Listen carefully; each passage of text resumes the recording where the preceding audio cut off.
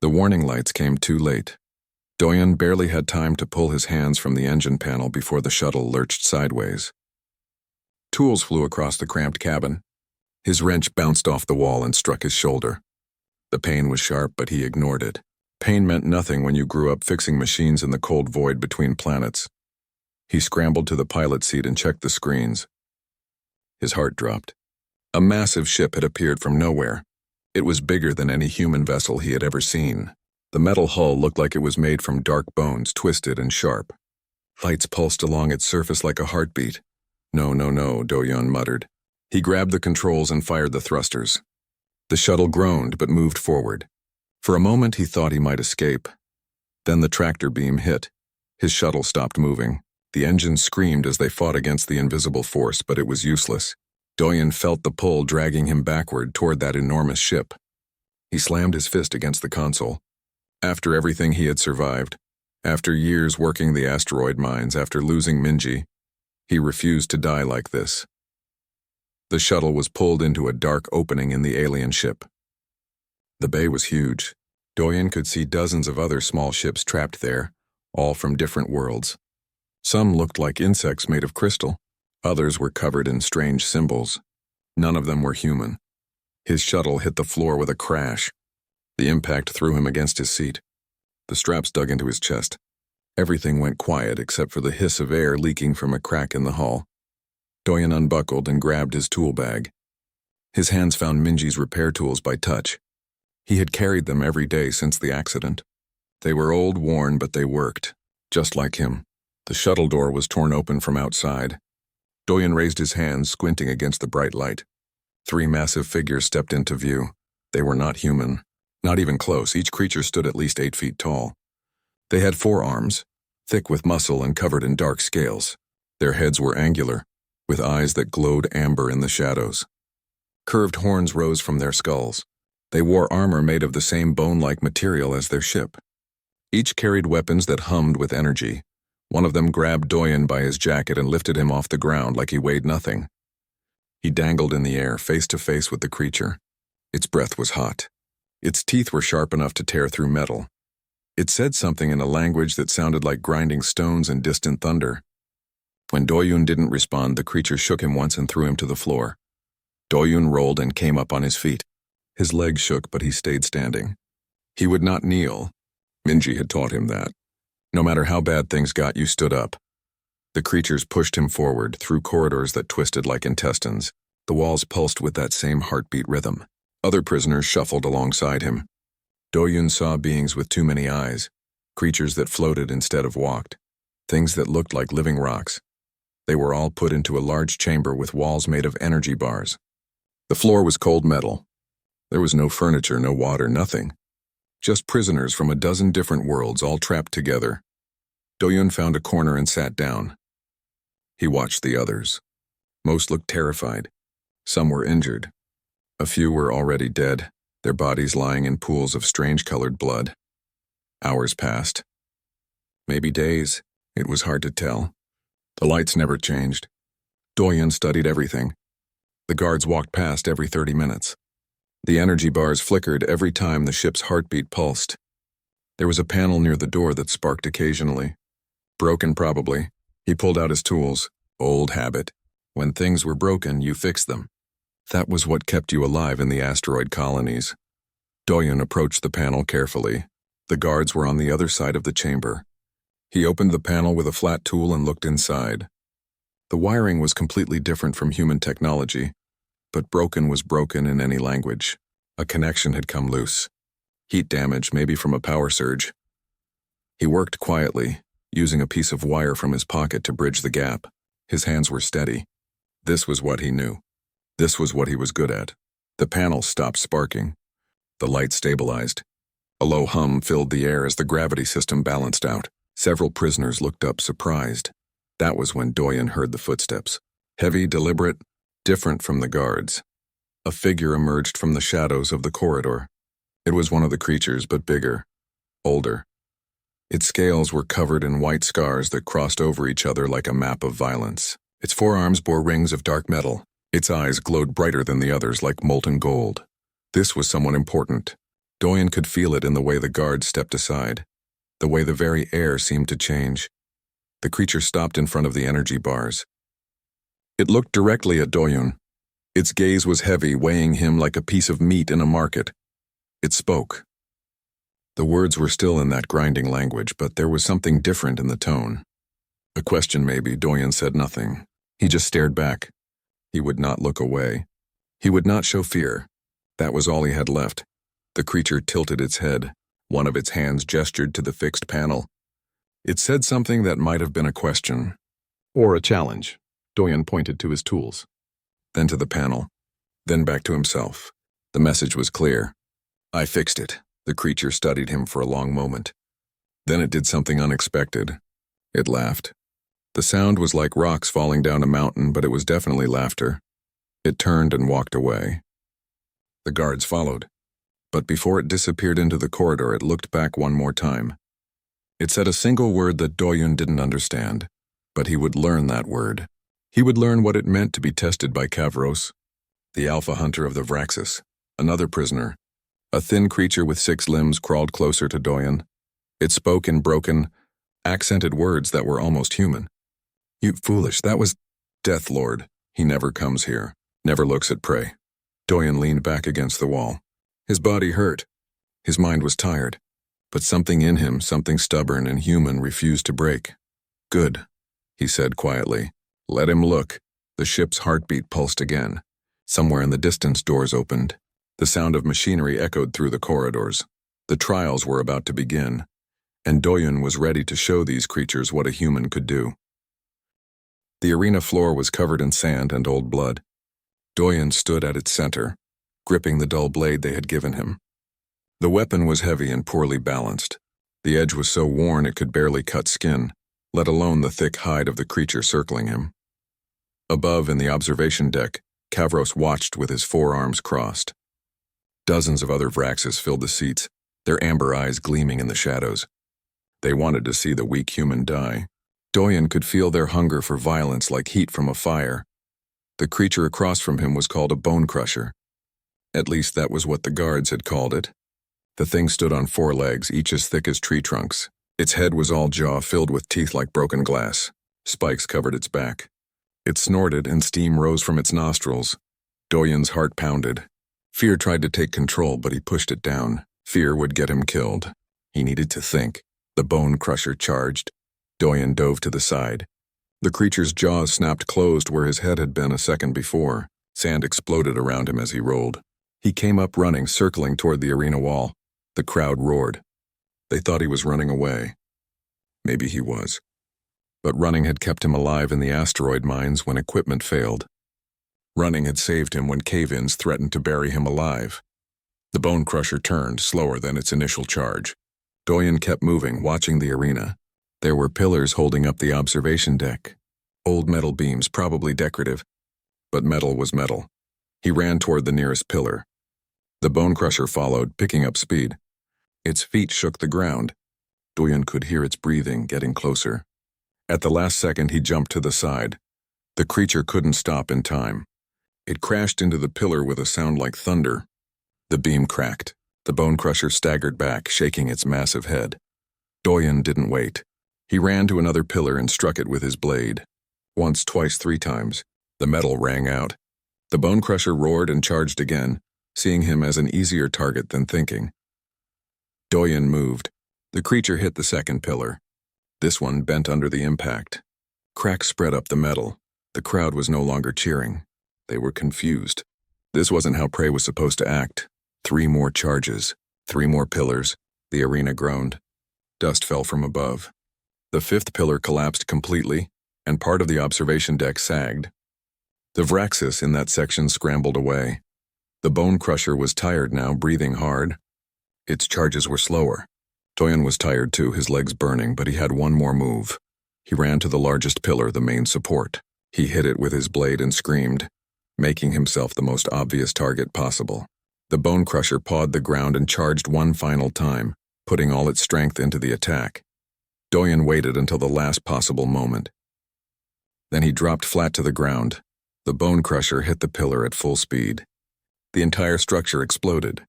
Metal beams fell like rain. The creature was buried under tons of debris. Its legs kicked once, twice, then went still. Silence filled the arena. Doyen stood up slowly. He was covered in dust and scratches. His chest hurt from breathing too hard, but he was alive. The bone crusher was not. Kavros rose from his seat. He descended to the arena floor, walking through the rubble like it wasn't there. His golden eyes were fixed on Doyen. He stopped a few feet away and spoke in that grinding language. The words were still meaningless to Doyen, but the tone was different. Not angry, not disappointed, curious. A side door opened. Guards brought in another prisoner. This one was human. A woman with short black hair and tired eyes. She wore the remains of a researcher's uniform. She looked at Doyen and her eyes widened. "You're human," she said in Korean. Her voice cracked from disuse. "So are you," Doyen replied. Kavros gestured, and the guards pushed her forward. He said something, pointing between Doyen and the woman. "He wants me to translate," she said. "My name is Hana. I was a linguist before they took me. I've been here for 3 months." She looked around the destroyed arena. "What did you do?" "Survived," Doyen said simply. Hana spoke to Kavros in his language. The words sounded wrong coming from a human mouth, but Kavros listened. He responded, his forearms gesturing. Hana translated. "He says you fight like a coward, using tricks instead of strength. But you won." She paused. "He's going to test you more. He wants to see if you can do it again or if you just got lucky." "Tell him I'll pass every test," Doyen said. Hana stared at him. "Are you insane? These trials are designed to kill. I've watched dozens of beings die in this arena." "Then tell him." She did. Kavros's expression didn't change, but something flickered in his eyes. He spoke again. "He says the next trial is tomorrow. Rest while you can." Hana hesitated. "Why are you doing this? Why not just beg for mercy?" Doyen touched the tools on his belt. "I made a promise to someone. I don't give up." Over the next week, Doyen faced 6 more trials. Each one was designed to kill him in a different way. He fought creatures with poison claws. He crossed pits filled with acid. He solved deadly puzzles while traps shot spikes at him from the walls. Each time he survived, not through strength but through observation, through thinking, through refusing to quit even when his body wanted to collapse. Hana was brought to translate after each trial. She began to teach him basic Vraxis words during the rest periods. Danger, death, honor, hunt. "They're obsessed with hunting," she explained one night in their cell. "To them, life is about being predator or prey. The strong hunt, the weak die. That's their entire philosophy. What about us?" Doyen asked. "Humans? They don't even have a word for us yet. We failed their initial test when they observed Earth. Too divided, too weak, not worth recruiting." She looked at him with something like hope. "But you're changing that." "Every trial you pass, they talk more about humans, about whether they judged wrong." Doyen leaned against the wall. His body was covered in bruises and cuts. His hands shook from exhaustion, but his mind was clear. "When I was 10, he said quietly, "my sister Minji died in a mining accident. The colony didn't have enough safety equipment. The company said it was too expensive. She was in a tunnel when it collapsed." He closed his eyes. "I found her body. She was still holding her repair tools, trying to fix a support beam when it came down." Hana said nothing, just listened. "I carry her tools now, every day, and I remember what she taught me. Humans don't win because we're strong. We win because we don't quit, we adapt. We find a way." He opened his eyes. "That's what I'm showing them. That's my promise to her." The final trial came on the 8th day. Doyen was brought to the arena. But this time his opponent wasn't a beast. It was a young Vraxis warrior, smaller than Kavros but still 7 feet tall and covered in muscle. It had 2 swords, both glowing with energy. The warrior spoke and Hana translated from the observation deck. "He says you have dishonored the arena with your tricks. He will show you what real strength means." The warrior attacked immediately. Doyen barely blocked the first strike. The impact sent shocks up his arm. The second strike knocked his blade aside. The third cut across his shoulder and blood ran down his arm. He was outmatched. Completely. The warrior was faster, stronger, and trained since birth for this. Doyen was just a mechanic from the asteroid colonies, but he watched. He learned. The warrior always stepped with his right foot first. His backswing was slower than his forward strike. When he attacked high, his lower right arm dropped slightly. Patterns. Everything had patterns, machines, asteroids, even warriors. Doyen started moving differently. He stopped trying to block and started dodging by inches. He stopped trying to attack and started making the warrior overextend. He led the warrior in circles, forcing him to turn to step where Doyen wanted. The warrior grew frustrated. His attacks became wilder, angrier, and anger made mistakes. The opening came. The warrior swung high with both swords. His lower right arm dropped. Doyen dropped his worn blade, grabbed the warrior's wrist and used his momentum to throw him off balance.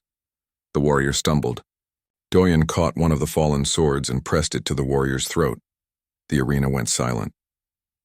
Kavros descended once again. He walked past the fallen warrior without a glance. He circled Doyen, examining him like a puzzle. Then Kavros spoke. His voice was loud enough for the entire arena to hear. Hana translated, her voice shaking. He says you hunt like they do. You don't give up. You find weakness and exploit it. You survive when you should die. She paused.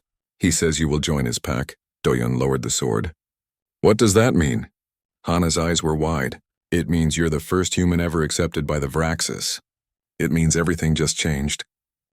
The marking ceremony hurt more than any trial in the arena.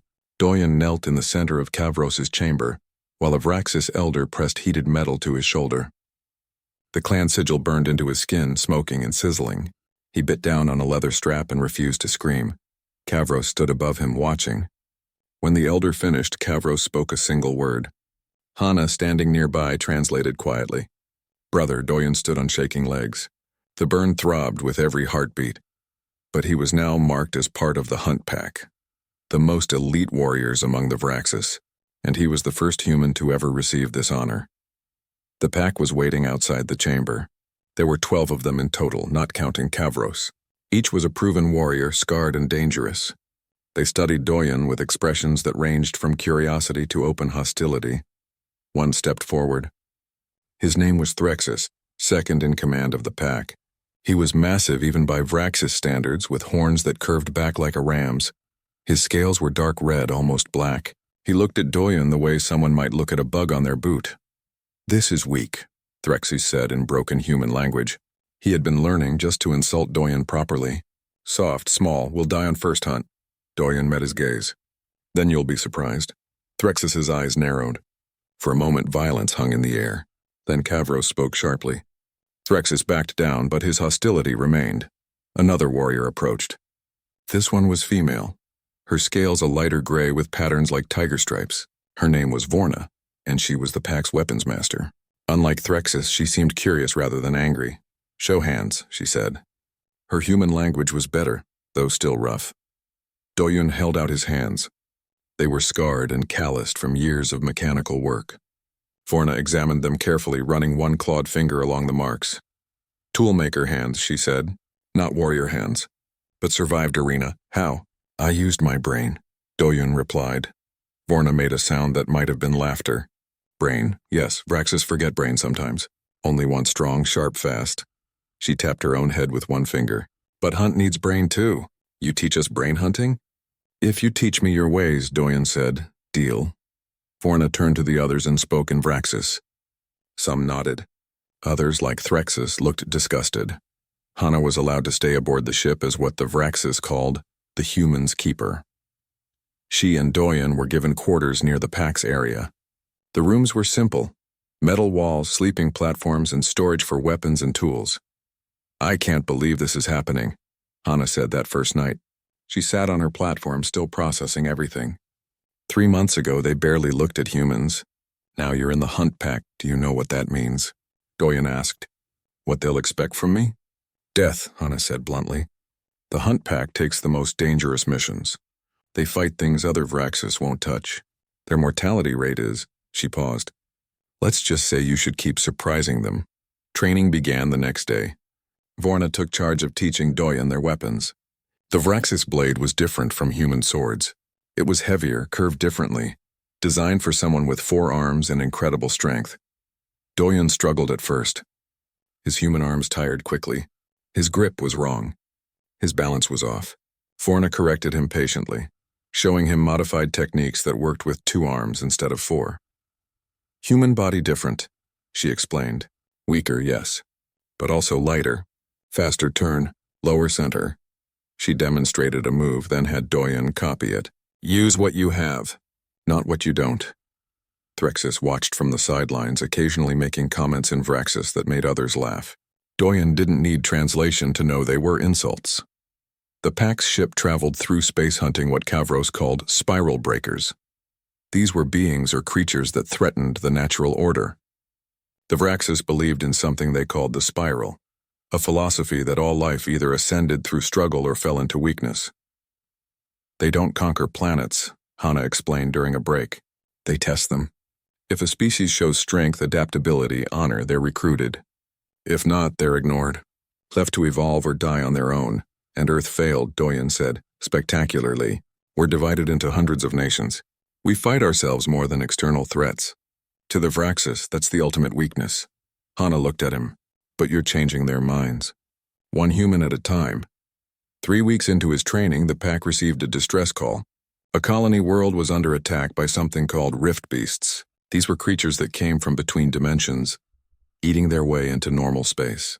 They consumed everything: matter, energy, life. Kavros gathered the pack in the command center.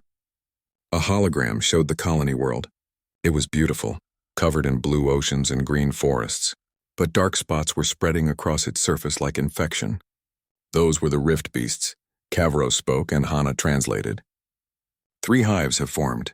The colony species is too weak to fight. We will collapse the hives and kill the queen beasts. The hunt begins in 6 hours. Prepare. The pack dispersed to their armories. Doyen followed Vorna to get equipped. She handed him armor made of the same bone-like material as the ship. It was lighter than it looked, but still heavy on his human frame. First hunt, Vorna said. Rift beasts are dangerous. Smart in groups. Use pack tactics, she paused. Threxus will try to get you killed. I know, Doyen said. Good, then you survive. I like you, human. Want to see more brain hunting? She handed him a blade and a small ranged weapon that fired energy bolts. Stay close to me if possible. Threxus may be second, but I am third. I can protect. The drop to the planet was violent. They rode in pods that crashed through the atmosphere like meteors. Doyen's stomach lurched and his head spun from the G-forces. When the pod finally hit ground and the door opened, he stumbled out into an alien forest. The trees were massive, with purple leaves and silver bark. The ground was covered in a moss that glowed faintly. It would have been beautiful if not for the screaming. The rift beasts came from nowhere.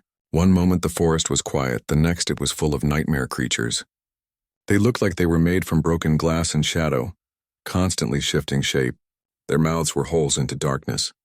Their claws left tears in reality where they struck. The pack formed up immediately, moving with practiced coordination. Kavros led the center, his 4 blades cutting through rift beasts like they were paper. Threxus and Vorna held the flanks. The others spread out in a loose circle, watching for ambushes. Doyen stayed close to Vorna like she'd suggested. He fired his energy weapon at any rift beast that got close. The weapon kicked hard and his aim was poor, but he managed to slow several creatures down enough for others to finish them. They pushed deeper into the forest, following the scent of the hive. The rift beasts grew more numerous, more aggressive. Twice Doyen nearly died when creatures flanked him. Twice Vorna's blade saved him at the last second. Then they reached the hive. It was a tear in space itself, a wound in reality that pulsed like a heart. Rift beasts poured from it in waves. Behind them, deeper in the tear, Doyen could see something massive moving. Kavros roared orders. The pack split into 3 groups. One would draw away the smaller beasts. One would protect the flanks. And one, led by Threxus, would collapse the hive by planting explosive charges at specific points around the tear. Threxus chose his team carefully. He took 3 warriors, all loyal to him, and he took Doyen. Vorna grabbed Doyen's arm. Watch him, she hissed.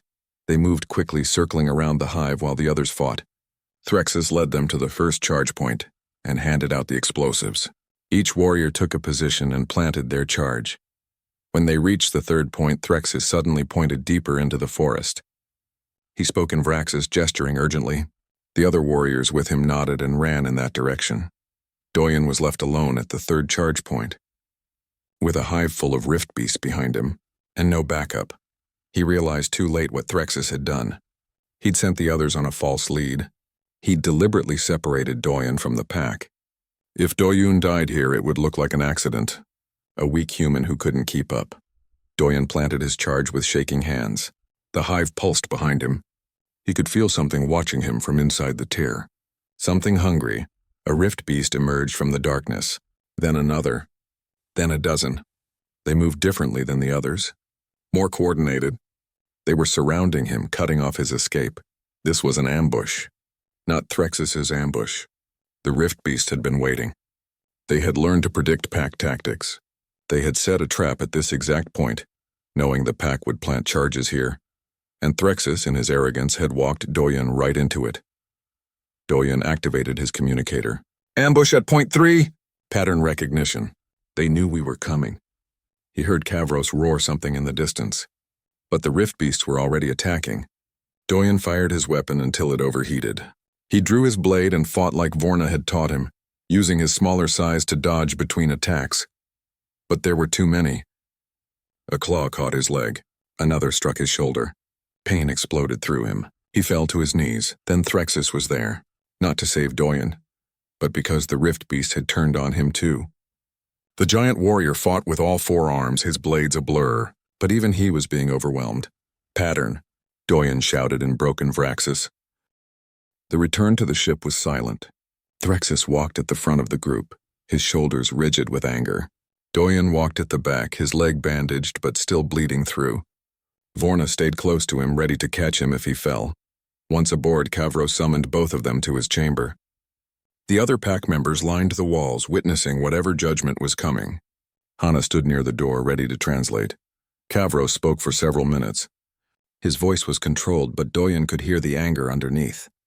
When he finished, Hana translated. He says Threxus put a pack member in danger through arrogance. He says Doyen saved Threxus's life through observation and warning. He asks Threxus what he has to say. Threxus snarled something back. Hana's face went pale as she translated. He says humans are weak and don't belong in the pack. He says today proves it because Doyen nearly died. He says he was trying to test Doyen's strength. That's a lie, Doyen said quietly.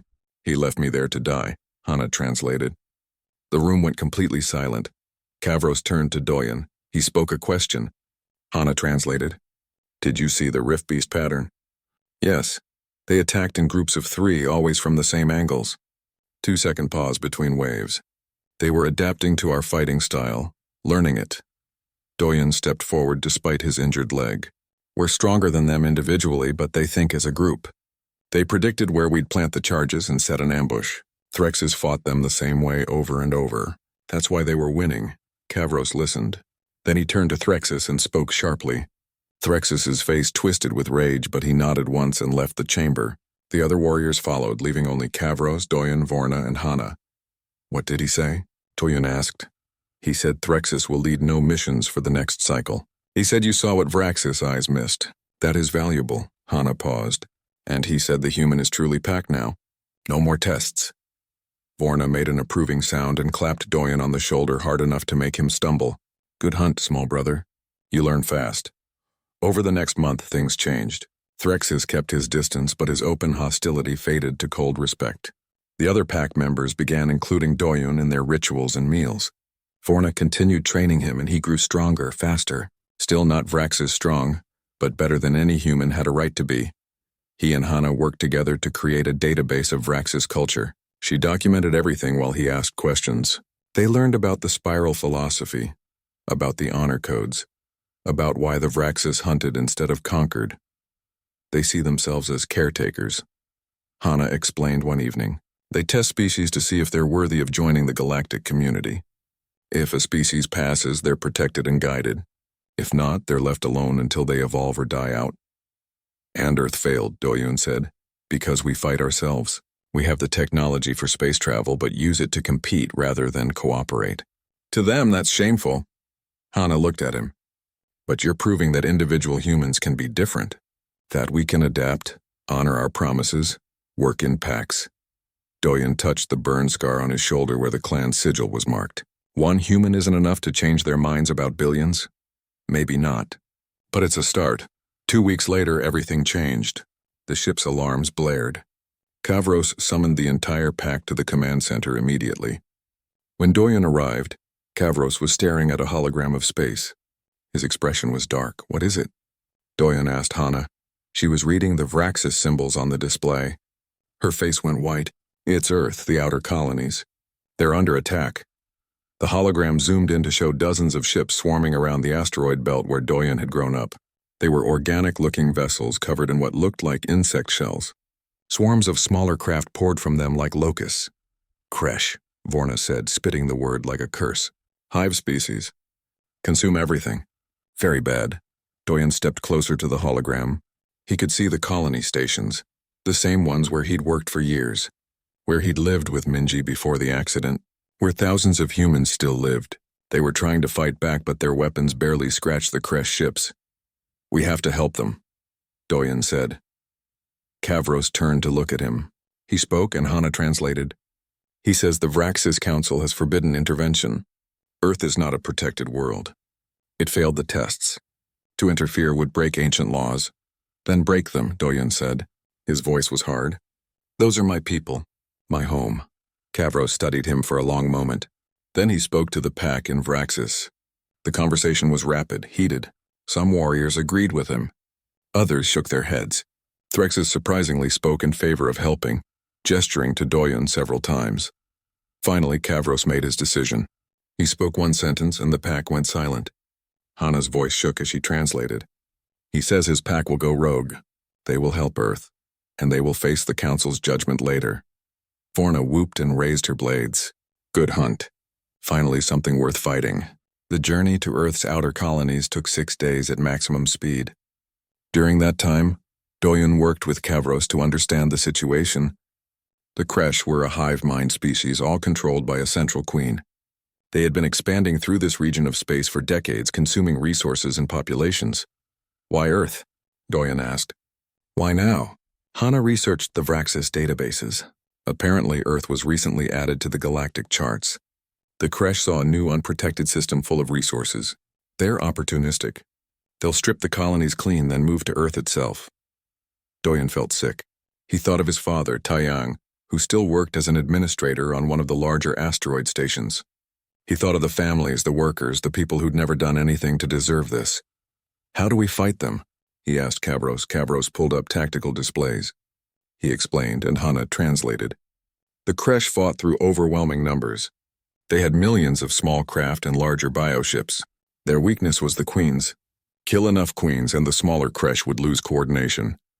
But queens hide in the center of their fleets, Vorna added, protected by thousands of ships. Very hard to reach. Doyen studied the displays.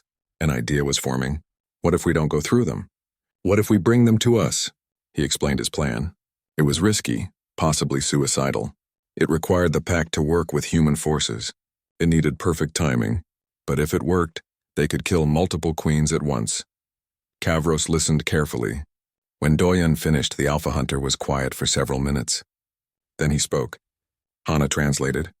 He says it's the kind of plan a human would make. Crazy, desperate, and clever. He approves. They arrived at the edge of the battle zone 6 days later. The sight was worse than the hologram had shown. 3 of the smaller colonies were already dark, consumed completely.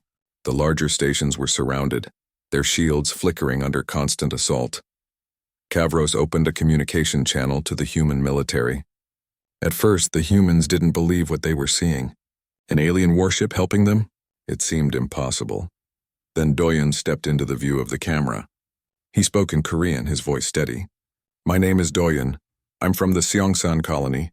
I'm with the Vraxis Hunt Pack. We're here to help, but you need to trust us and follow our lead. There was chaos on the other end, multiple voices arguing. Then one voice cut through the others. It was older, tired, but with steel underneath. Doyen. Is that really you? It's been almost 4 months. Doyen's breath caught.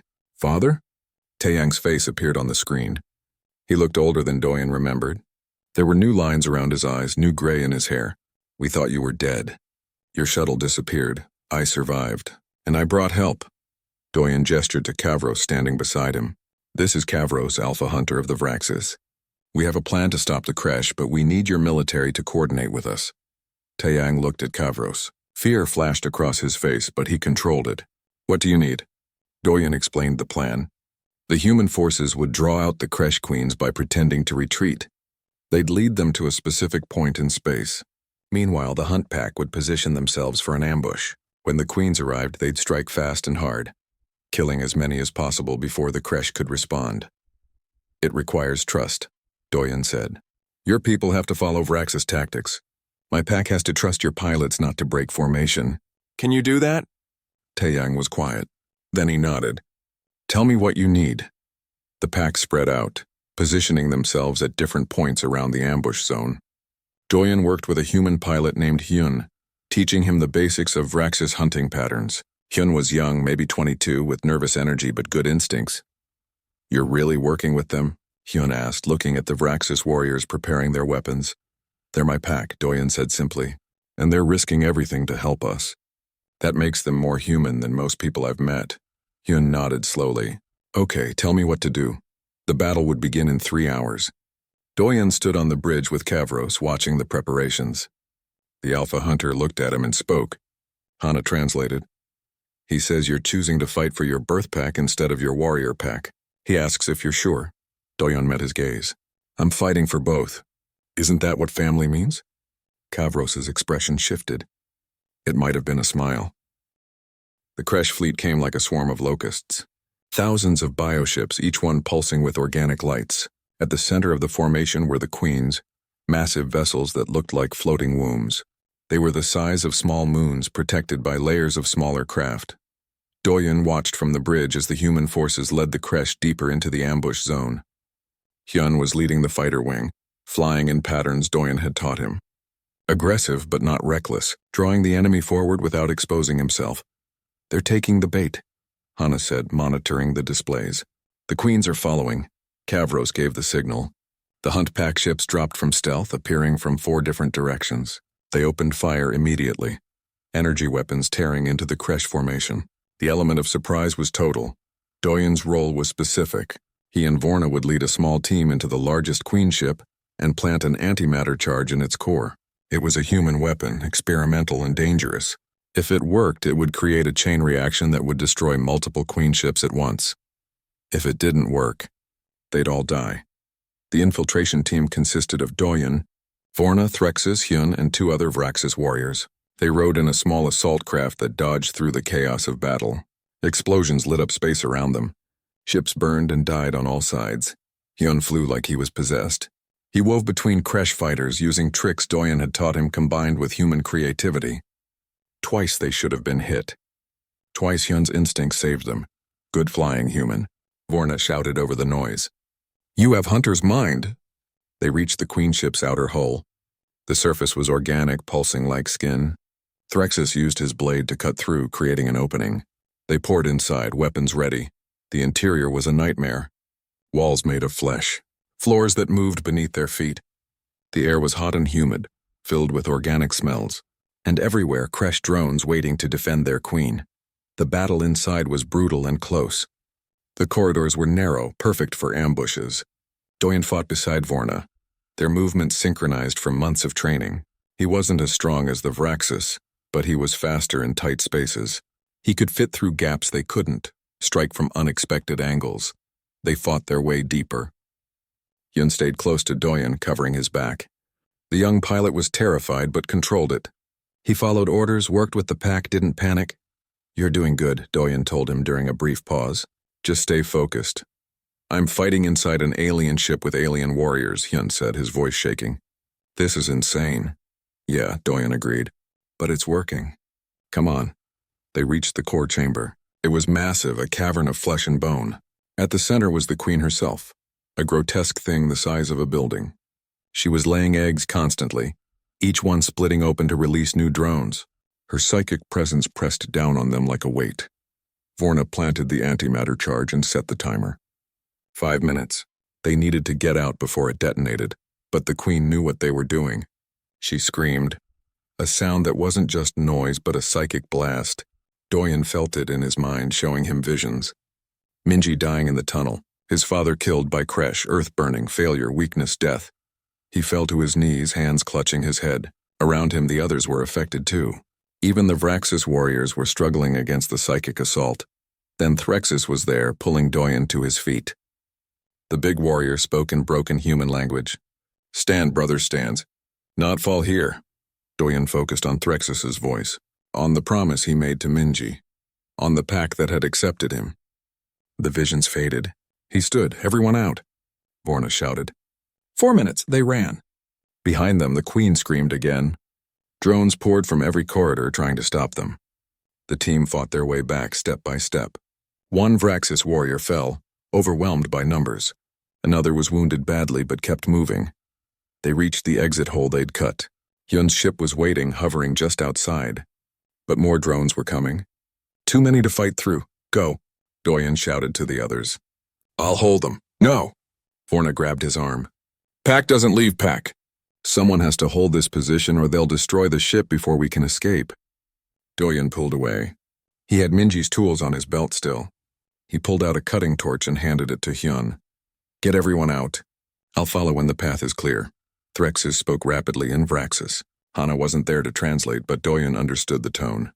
Argument. Refusal. "I'm faster than you in tight spaces," Doyen said. "Trust me. I'll make it." He turned and fired at the approaching drones before they could argue more. Vorna snarled something but pushed the wounded warrior toward the exit.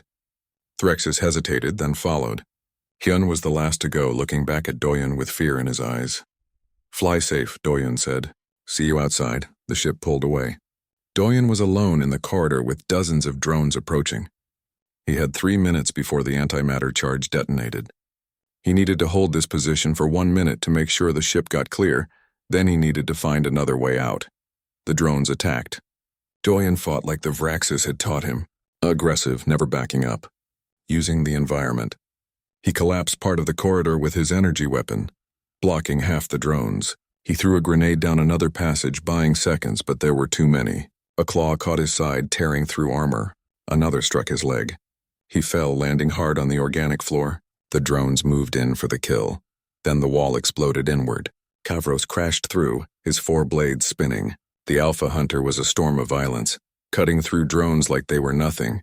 He grabbed Doyen with one arm and kept fighting with the others. "Stupid small brother," Kavros said in broken human language. "Brothers don't die alone." They ran together, Kavros carrying Doyen like he weighed nothing. The ship was gone, but there was another exit point ahead. Kavros had come in a different way through a maintenance tunnel. They dove through it as the timer hit 30 seconds. Outside, Kavros's personal fighter was waiting, piloted by another pack member. They jumped in. The ship launched just as the antimatter charge detonated. The explosion was like a new sun being born. The queen ship tore itself apart from the inside. The energy chain reacted to the other queens nearby, just as Doyen had predicted. 5 queen ships died in the blast. Without their queens, the Kresh drones went chaotic. They stopped coordinating, started attacking each other. The human forces and the remaining Vraxis ships tore through them easily. Within an hour, the battle was over. The Kresh retreated. The colonies were saved. Doyen woke up in the medical bay. His wounds had been treated with Vraxis medicine, which worked faster than human tech but hurt more. He groaned and tried to sit up. "Stay down, fool human," Vorna said. She was sitting nearby, cleaning her blades. "You lose too much blood." "Did we win?" Doyen asked. "Yes, 5 queens dead. Kresh running away. Colony safe." She looked at him with something like approval. Was good plan. Crazy but good. The door opened and Kavros entered, followed by Hana and Taeyang. Doyen's father looked strange on the Vraxis ship, small and fragile compared to the warriors. But he walked with dignity. He approached Doyen's bed. For a long moment, father and son just looked at each other. Then Taeyang spoke. "You've changed." "A lot has happened," Doyen said. "I can see that." Taeyang touched the clan sigil burned into Doyen's shoulder. Are you still human?" "Yes," Doyen said firmly. "I'll always be human. But I'm also Vraxis pack now. Is that okay?" Taeyang's eyes were wet. "You saved us. You and your pack. Of course it's okay." He embraced Doyen carefully, mindful of his injuries. "I'm proud of you, son. Your sister would be proud too." They held each other for a moment. Then Taeyang stepped back. "The human government wants to meet with Kavros. There's talk of an alliance, trade cooperation. Everything is changing." Kavros spoke and Hana translated. "He says the Vraxis Council is angry. They're sending a judgment fleet. His pack will be sanctioned for breaking the law. What does that mean? Doyen asked. Exile, probably. Maybe worse. Hana looked worried. They're being punished for helping us. Doyen tried to stand. Pain shot through his leg, but he forced himself up. He faced Kavros. I won't let them punish you. You saved my people. Kavros placed a hand on Doyen's head, a gesture of affection. He spoke and Hana translated. He says it's worth it. He says humans earned their place. He says you proved that family is more than species. He calls you brother now and always. The next few days were chaotic. The human military wanted to study Vrax's technology. Scientists wanted to understand their culture. Politicians wanted to negotiate treaties. Through it all, Doyen served as translator and bridge between worlds. The Vraxis Council arrived 1 week later. Their flagship was twice the size of Kavros's ship, covered in the symbols of ancient authority. Doyen stood beside Kavros as the council leaders came aboard. They were old, scarred, terrifying. They spoke in formal Vraxis that was hard to understand. But the message was clear. Kavros had broken sacred law. His pack would be disbanded. He would be stripped of his rank, unless humanity could prove they were worthy after all. The head counselor, an ancient warrior named Vrekis, looked at Doyen. She spoke, and Hana translated. You are the human who joined the hunt pack. You are the one who changed everything.